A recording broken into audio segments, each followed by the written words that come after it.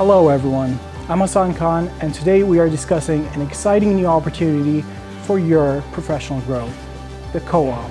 OCLP at the University of Management and Technology, UMT, has taken the initiative of the co-op program, where co-op stands for Cooperative Experiential Learning.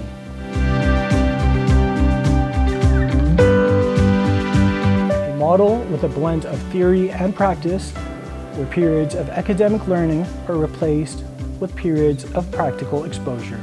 We will place you into relevant industries into last semester. Schools have already adjusted their curriculum roadmaps according to the co-op program, and you will work for 5 days from Monday to Friday at the organization. Co-op provides you with a chance to build valuable connections in your industry. You'll work with professionals, find potential mentors, apply theoretical knowledge to practical situations, and build skills that will make you more marketable in front of future employers. This is also an opportunity for you to find a permanent job at the same organization.